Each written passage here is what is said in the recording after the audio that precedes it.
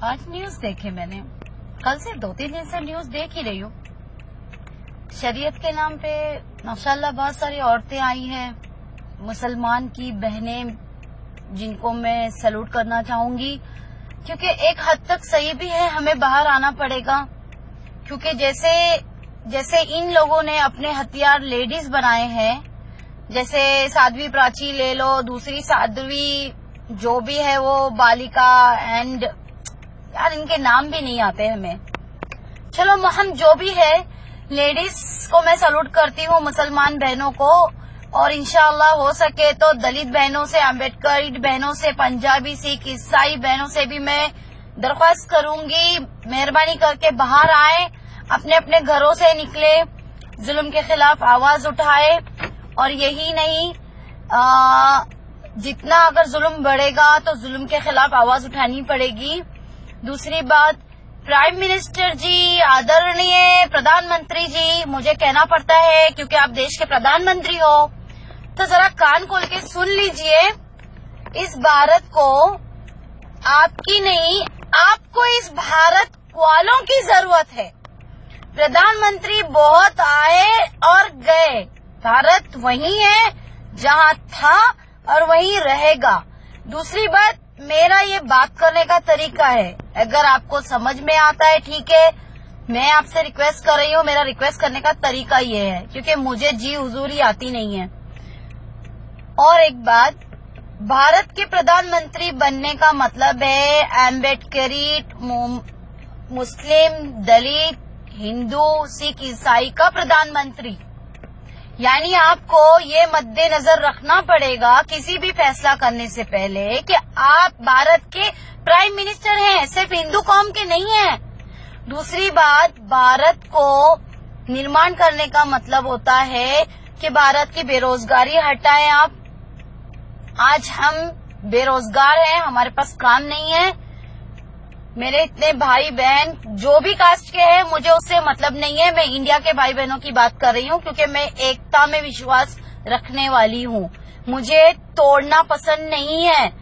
जब मुट्ठी बनती है ना, तो ही हम दूसरे दुश्मन देश को बर्बाद कर सकते हैं। तो जब आप ये मुट्ठी को ही अलग अलग अलग अलग हिस्सों में बांट दोगे, तो आपको, आपके देश को, हमारे देश को, किसी दुश्मन देश को उड़ाने की जरूरत नहीं है। हमारे देश को हमारे देशवासी ही मिलके एक दूसरे के टुकड़े कर देंगे और हो गया भारत का निर्माण, विनाश। तो मेरी ये मेहरबानी आपके ऊपर है कि मैं आपको एडवाइस दे रही हूँ बिना पैसे लिए। आजकल तो लोग जहर भी नहीं देते बिना पैसे लिए। तो इसका मतलब ये है कि आपको मेरे जज्बात समझने होंगे, और मेरे भाइयों की तरफ से मैं आगे बढ़ के आपको ये एक एडवाइस दे रही हूँ, फ्री ऑफ चार्ज भारत की बेरोजगारी दूर करें, भारत की परेशानियों में इन्वॉल्व हो जाएं। बहुत हो गया, वर्ल्ड टूर आपने कर लिया, 2 साल 2.5 साल में 100 करोड़ के करीब आपके कपड़े बन गए। गरीबों पे भी निगाहें करम करें। और प्रधानमंत्री जी, आपकी एक बात मुझे याद है, जब गुजरात में मैं बहुत छोटी थी, मैं अपने फादर के साथ आई थी, तो आपके एक दोस्त के साथ मेरे फादर की मीटिंग थी, वहाँ पे आपकी बात छिड़ी थी।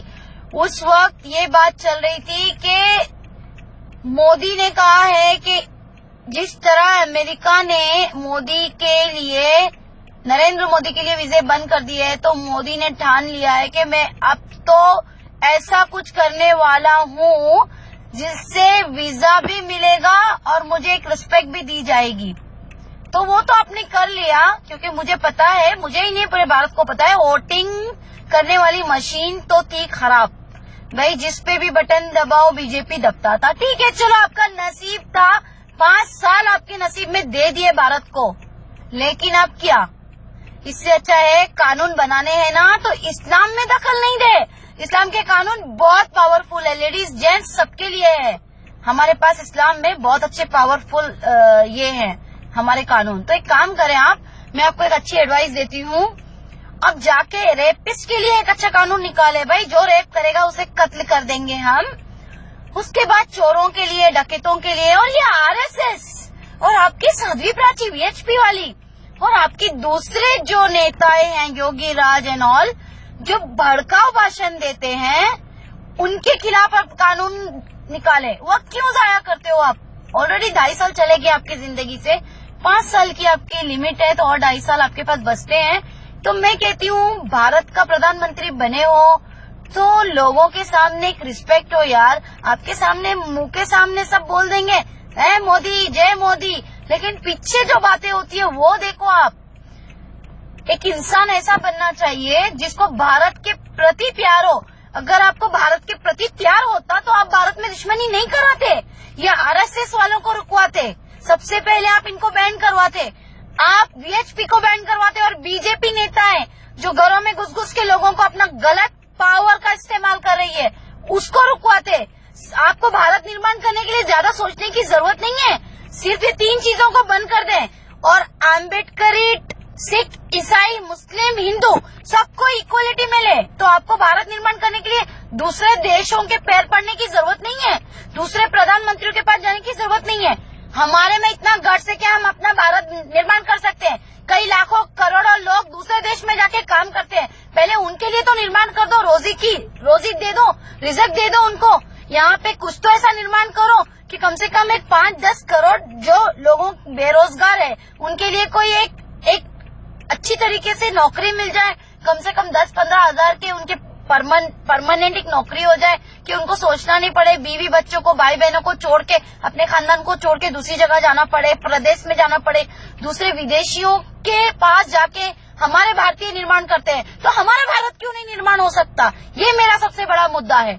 दूसरी बात, प्रधानमंत्री को तो बहुत एडवाइस हो गई भाई, मैंने दे दिया और प्रधानमंत्री तक ये मेरा वीडियो तो पहुंचता है, मुझे न्यूज भी मिलती है, क्योंकि कुछ तो धमकियां मुझे आ रही है कि वीडियो नहीं पोस्ट करे। मैं तो करूंगी भाई, मैं मुस्लिम लड़की हूँ और एक लड़की हूँ, मुझसे नहीं डरो, मुझसे अकेली से नहीं डरो। अब यास्मीन वीडियो पे नहीं है, अब हर घर में यास्मीन है, हर घर में यास्मीन अरोरा मुंशी है। किस किस को रोकोगे? मैं वीडियो पोस्ट करूंगी क्योंकि मैं सच्चाई हूँ, मैं हूँ वो माता, भारत माता की मैं हूँ वो माता। तो आप मुझसे डरो। आज के बाद मैंने हर एक को जबान दे दी, हर एक को सोचने के लिए दिमाग दे दिया। दूसरी बात भाइयों, एक बात कहना चाहती हूँ मुस्लिम भाइयों के लिए, फिलहाल दूसरे भाइयों तक मैं आऊंगी इंशाल्लाह। 25 करोड़ है हम ना, 25 से 30 करोड़। तो भाइयों एक ट्रस्ट बनाओ, 100 रुपया निकालो हर महीना। हम कुछ ऐसा करेंगे, ऐसा निर्माण करेंगे, इस्लाम निर्माण करेंगे हम। भारत निर्माण तो होते रहेगा, क्योंकि भारत निर्माण करने के लिए मोदी जी हमें आगे बढ़ने नहीं दे रहे।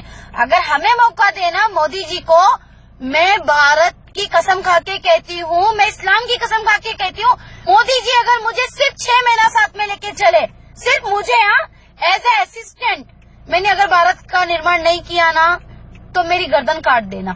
क्यों?